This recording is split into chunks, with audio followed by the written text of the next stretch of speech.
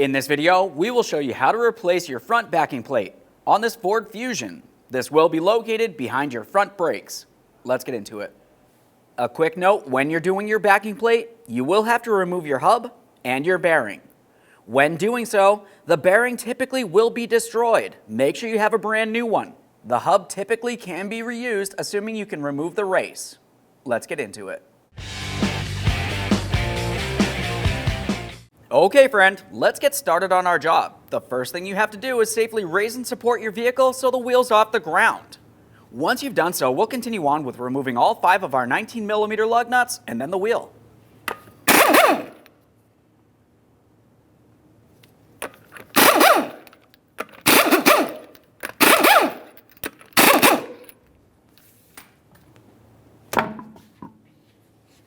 To remove your nut, you're typically going to find that you have some sort of locking cotter pin. Go ahead and remove that cotter pin and then we'll remove the nut from the area. Use a 19mm to remove this nut.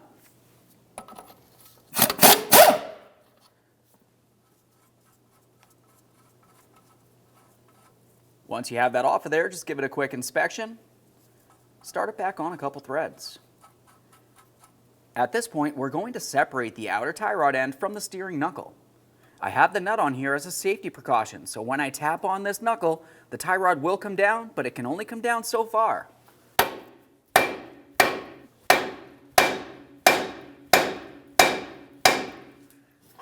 Broke free after a couple bunks. Quick inspection, make sure you didn't damage the tie rod end in any way. Set that nut aside. Make your way to your axle nut. We'll be using our 32mm socket.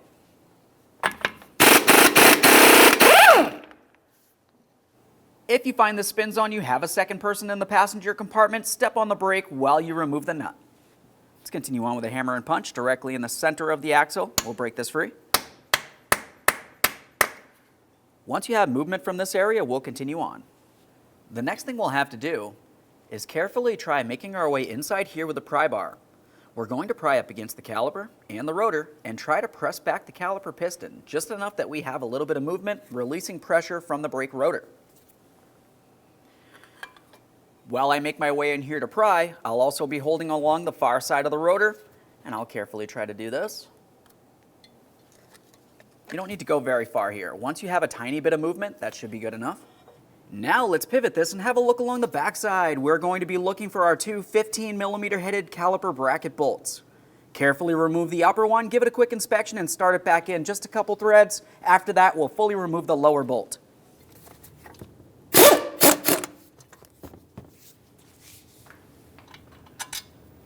Double check to make sure it's not rotted or damaged in any way.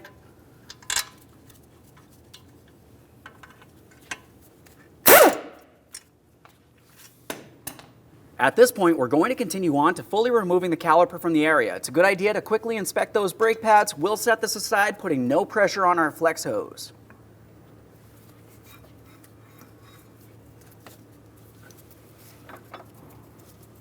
Continue on to dislodging your ABS wire bracket from the steering knuckle. We'll use a 10mm for this mounting bolt. Quick inspection. Go ahead and separate that. Follow the ABS wire down along the rear of the knuckle here. We're going to remove our 10mm headed mounting bolt that holds this in place.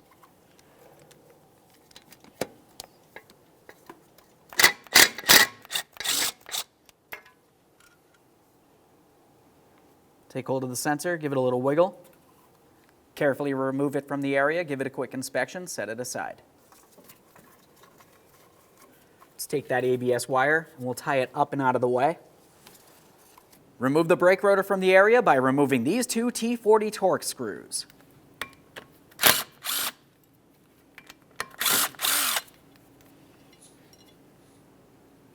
Once you have those bolts off of there, take hold of the rotor and remove it. If it's stuck in place, you can carefully tap along this area with a hammer, but be extremely careful not to damage the threaded area on your studs or the braking surface.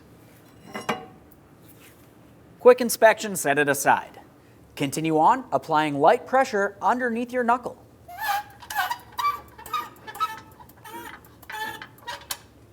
Make your way to your upper ball joint. We'll use a 17 millimeter to remove this nut.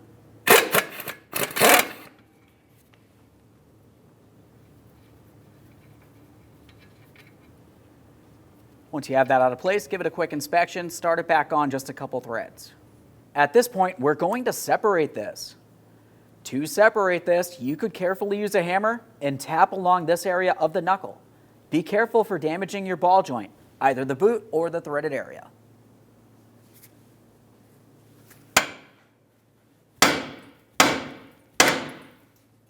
Let's pause here and make our way to our lower ball joints. At this point, we're going to move our support underneath this portion of the control arm.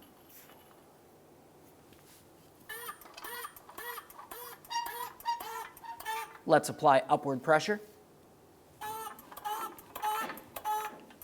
Let's move along to this 24 millimeter nut.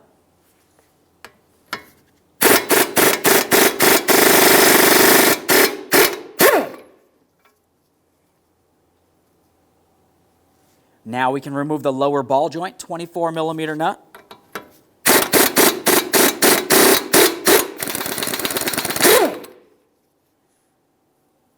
Start this on a couple threads. Let's use some penetrant in this area. Now that we've sprayed that down, the next thing we'll have to do is start breaking these free. To do so, you want to be extremely careful not to damage the threaded area or the protective boot up along the top. If you were to look in the center of the stud, you will find that it has a small hole that you could use a hammer and punch and carefully try to break this free. Otherwise, you can continue on with your 24 millimeter nut, start that on there a few good threads. Now we'll use this area to break this free.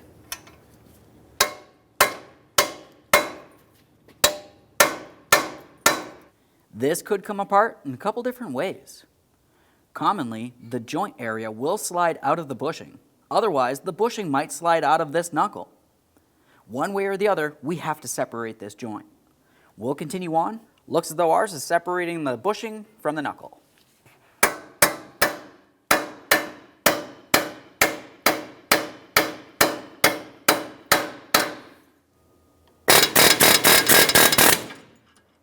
At this point, we're going to continue on by causing vibration along this area of the knuckle.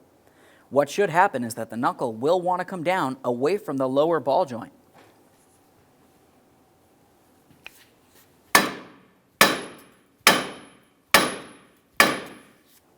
Continue on with the separator tool.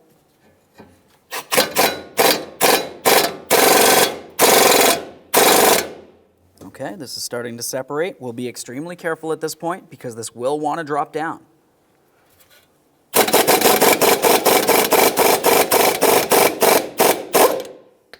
Remove your tool. Take hold of the knuckle and the upper control arm. We'll continue on to removing that 17 millimeter mounting nut. As we continue pulling this down and away, we'll be very careful for our axle. At this point, we'll take the knuckle over to the press. We want to make sure we have this as level to the ground as possible so we can continue on applying pressure on the backside of the hub. The hub is this area here. When applying pressure, we only want to press along the center area, not on the bearing itself. We will cause damage.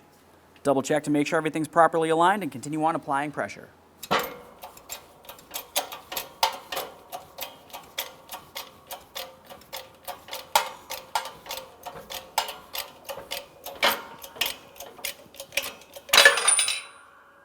Let's temporarily remove this from the press, get it over to the bench so we can remove our snap ring along the front. On the bench, let's have a close look along the front here. You will find you have a snap ring. To remove the snap ring, you find that you have two ears. You can use snap ring pliers, squeeze them together and remove the snap ring. If it's stuck in place, we'll just break it free with a hammer and chisel. We'll tap around this to try to break the rust free. Once we've done so, we typically can grab onto these two ears, squeeze them together. If it's stuck in place, you can continue on with a hammer and chisel.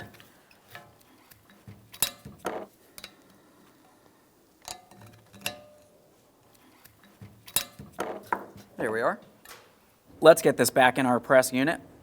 At this point, we're pressing along the backside again. We're going to be pressing the entire bearing out of the knuckle. Make sure you have it in a steady position.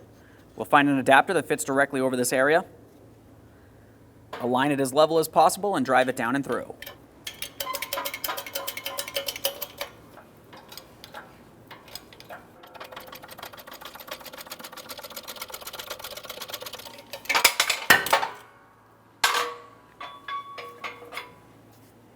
Now at this point, the next thing that we're going to want to do is start removing the backing plate from the knuckle. Over on the bench, we'll continue on with separating the backing plate from the steering knuckle. This can fairly easily be done with a hammer and chisel. Just go ahead and knock this around a little bit and separate it. Pay attention to the orientation of this before you remove it.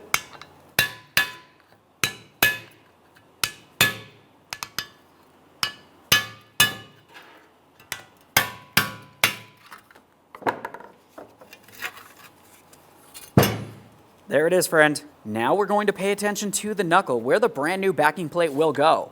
This entire area needs to be clean and free of any debris. Commonly, you will find some sort of rust or possibly rot. Just go ahead and chisel it out of there. You could also use some sandpaper if necessary.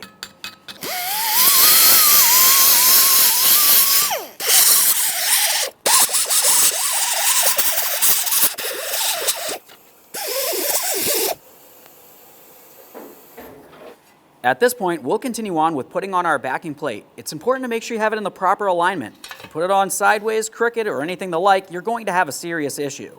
Essentially, you want to make sure that you have this groove aligned with where the tie rod end would go. Let's go ahead and bring that over into the proper position. Double check to make sure we have plenty of area here for our caliper to go. Once you've done so, we'll continue on with driving this down into place.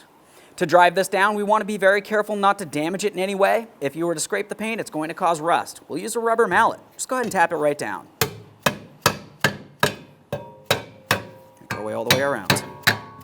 Take hold of that backing plate, make sure it's completely seated. If for some reason it wobbles around a little bit, it might not be completely seated all the way across the bottom. If there's an issue where it doesn't fit completely tight up against here, you could continue on by grinding this down a little bit and tack welding it in several places along the way. For ours, it feels secured to the knuckle. We'll continue on by cleaning out the snap ring area. That's this groove across here. This can very simply be done with pretty much any tool that can make its way inside there.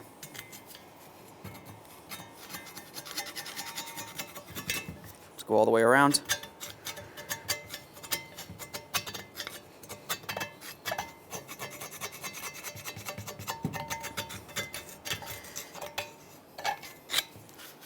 The next thing we'll do is take a clean rag and wipe out the inside of this.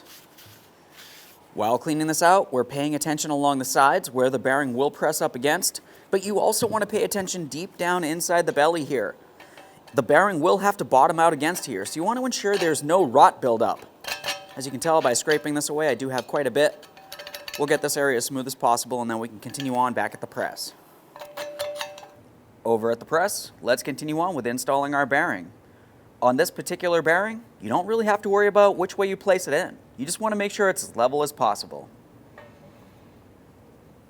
At this point, we'll continue on by pressing it down. When doing so, looking along the top here, you're going to find that you have three rings. You have the outer portion, the center portion, which is protecting the bearings on the inside, and then you have the inner race. When pressing it down, we only want to press up against the outer shell here, never against the center or against the center ring. Got a cup that fits directly over that. We'll continue on by pressing this down into position.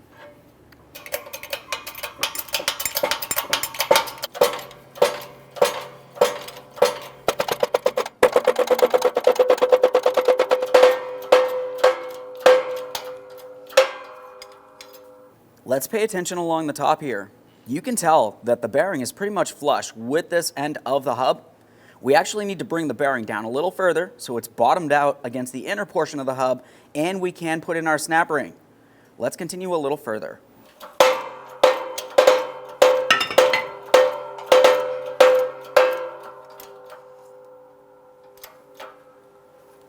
While holding pressure in this area, let's cause some vibration. Clean up the area, install your lock ring. At this point, we'll continue on with our snap ring. Take this and slide it inside of the groove of the knuckle. That will be holding the bearing in place. We'll start down along one side and continue on by rolling it around. Otherwise, you could use your snap ring pliers, squeeze the two ears together and press it in.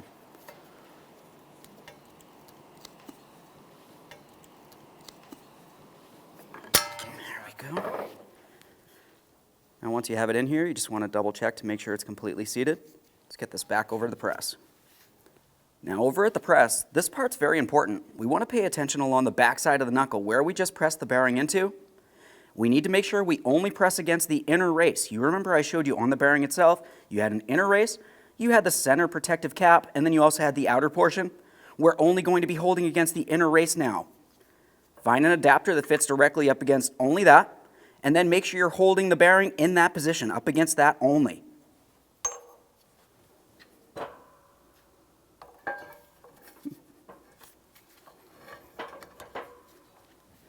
Once you feel as though you have it lined up, we can continue on with our hub. Align everything as evenly as possible, and we'll continue on by pressing this in. Once we have everything aligned up here, we're going to pay attention quickly down along the bottom just to double check that we have the center race properly aligned. That looks good. Let's apply pressure and continue forcing this all the way down until it bottoms out.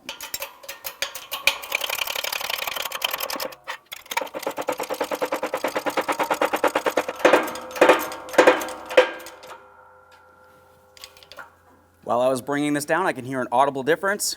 Confirm in between here that you are completely bottomed out. Release pressure.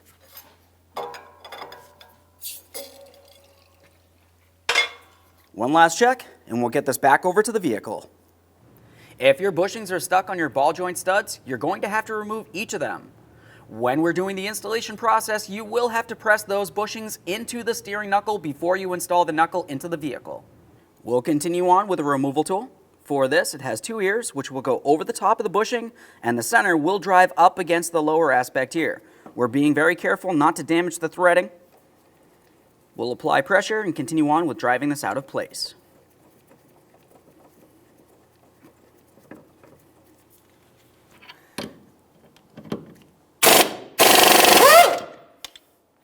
Now that we have that one off of there, let's do the exact same thing to the other bushing. Now keep in mind, when removing these bushings, the rear bushing will need to go back in the rear mounting hole. Let's continue on to cleaning up the areas on the knuckle where the bushings will go. It's important to make sure you clean up the base area where the bushing will press directly against, and also clean the inner ports. Use a wire brush. You can also use some fine sandpaper.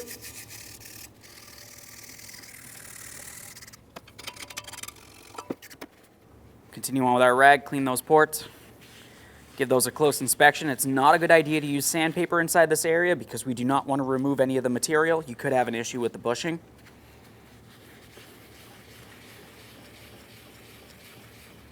Quick inspection on both of those. These feel good. Now it's time to install our bushings. The process for one is the exact same thing as the other. Take the bushing and rest it in place along the top of the knuckle. Continue on with a ball joint press. We're going to continue by pressing this bushing all the way into the knuckle, making sure that the base area of the bushing is bottomed out against the knuckle. If you don't have a ball joint press, you could also tap this in with a hammer.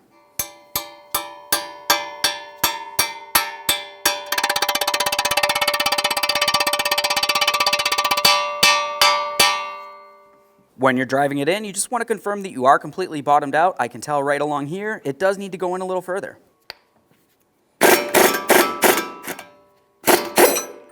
There it is, nice and seated.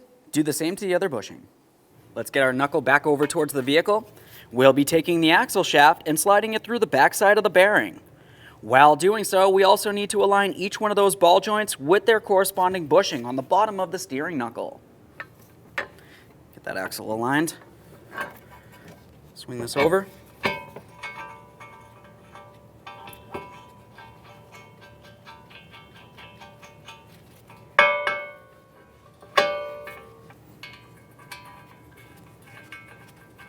Once you have both of those started in, pause down there.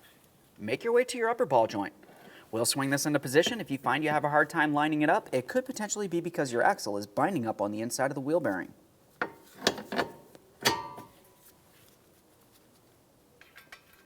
Continue on with your locking nut. Now we'll pause up there and make our way to the outer tie rod end. For the outer tie rod end, we're only taking this and putting it in place so it holds everything steady for us. We'll just start the nut on there. Make your way to the upper ball joint nut. We'll snug this and torque it to 35 foot-pounds.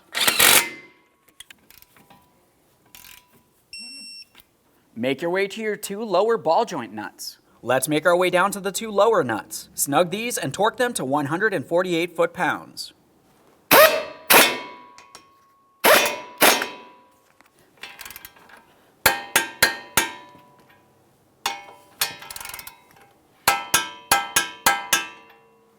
Let's continue on with our ABS wire. We'll take this and put it in and behind the knuckle. Align your mounting bracket across this area. You will find that it has a small locating tab that'll fit into its corresponding hole. Align the mounting bolt hole.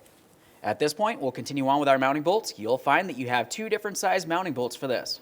The smaller one is for the upper mounting point, and the larger one is for the lower mounting point.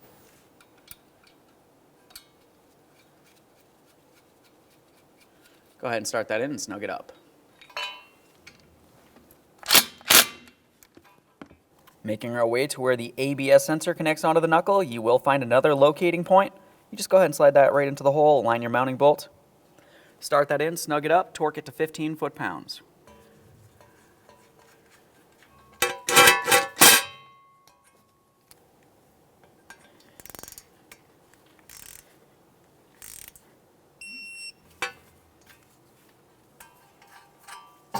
At this point, we can remove the nut and the tie rod end from the knuckle.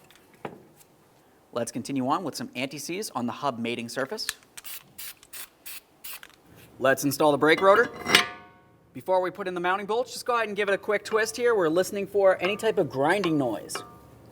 If you hear any noise, typically that would be from the backing plate hitting up against the backside of the rotor. Just go ahead and pull that out of place and give it a quick check. Continue on with your 2 Torx head mounting bolts. Start them in, snug them up.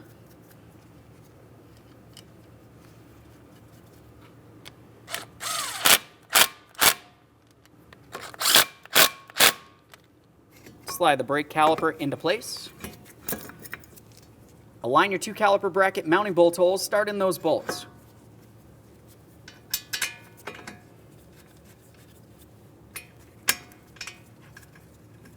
Now that they're started in, we'll snug them up and torque them to 66 foot-pounds.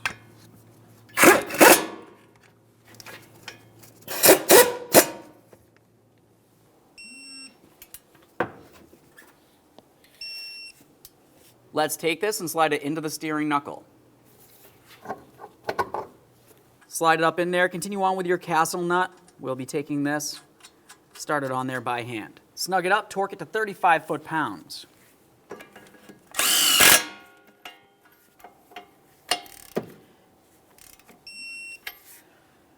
Once you've torqued this to 35 foot-pounds, the next thing you want to pay attention to is the small hole that makes its way through the tie rod stud and the corresponding slots on the mounting nut. We want to try to have the slots aligned with the hole, and then we'll slide through a locking cotter pin. If for some reason the slot is not aligned with the hole, continue tightening the nut until the very next slot does.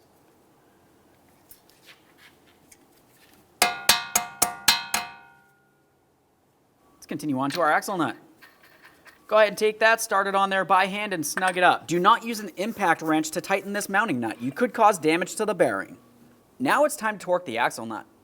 To do this, it might be easiest using a pry bar coming diagonally across the studs down towards the ground. That'll prevent this from spinning. Once you've done so, we'll be torquing this to 189 foot-pounds. After that, we'll peen the nut into the corresponding slot on the axle shaft.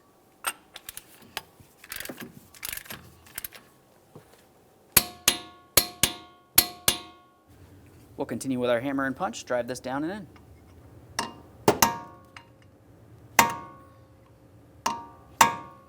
With having that peened in, this nut should not be able to loosen up on you while you're driving down the road.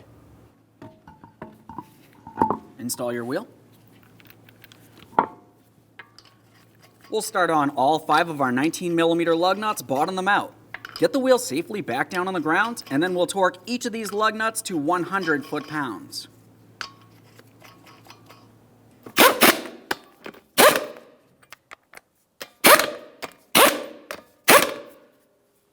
With the wheel back on the ground, we'll torque these in a crisscross manner.